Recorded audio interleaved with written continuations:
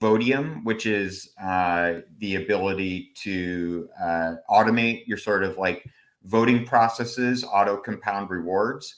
UniV2, which is still, I think, sort of the king AMM, even with V3 out there. You know, most pools, most protocols still benefit tremendously from V2 style pools, and now UniV3. So that is like, if you go out there and you want to use all of those, you know, you're talking about interacting with 5 different protocols, different tokenomics, each piece maybe taking a bit of a extra fee on top or layering another token on top, and all of this complexity, right? So what if you took all of those elements, you combined it into one single protocol, one single token, all of the sort of rewards generated by that system, 100% of them just flow back to that token. That token is distributed to LPs. And I think it just creates a very, very clean, very, very streamlined system. And I think that that's why it's seeing so much success, right? It's taking all the best parts of everything that's out there, pulling them all together and aligning incentives in a really optimal way. Yeah, and as you scroll down a little bit there, see, Will, just so we can see how that, because I've also seen this tag in this, and you can maybe explain it better than I can, the VV3, right? And what that means, and also with this diagram of how liquidity moves through the Velodrome ecosystem, because Aerodrome is, from what I know, it's literally the same thing. It's just built on Base, correct? Yeah. Yeah. So explain what this is and how people and how everyone is contributing into it, and how the liquidity kind of moves through the platform and rewards, you know, issuers of the VVelo NFTs and whatnot. Yeah, you've got it. So, you know, I think the best starting place is often, you know, if folks are familiar with the Curve system and with VE tokenomics, like that's probably a good place to start, right? Curve was really the pioneer here. And what Curve said is we're going to emit our governance token, CRV, to liquidity providers. And those liquidity providers, you know, can do what they want with that token. You know, they can certainly go exchange it for something else, or they can take it, they can lock it as VECRV.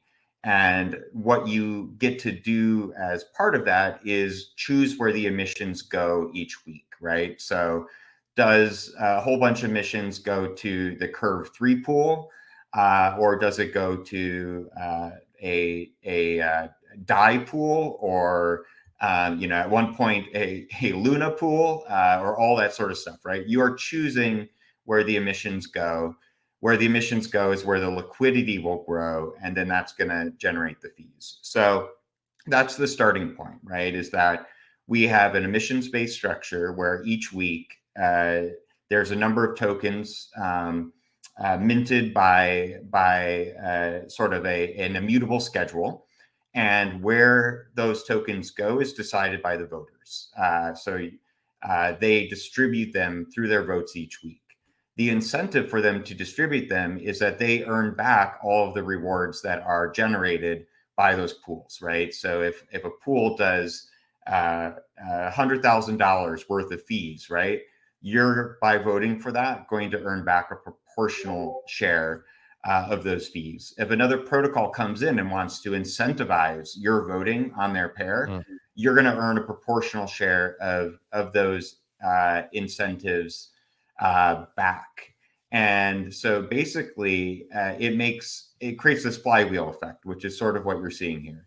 Protocols are depositing in incentives to voters. Fees are flowing to voters. Voters are then incentivized to allocate their votes efficiently, right?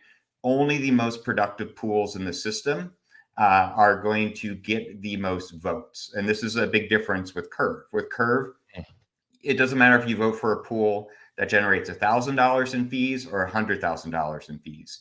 You get the same sort of socialized rewards at the end of the process. This system's built to be reflexive.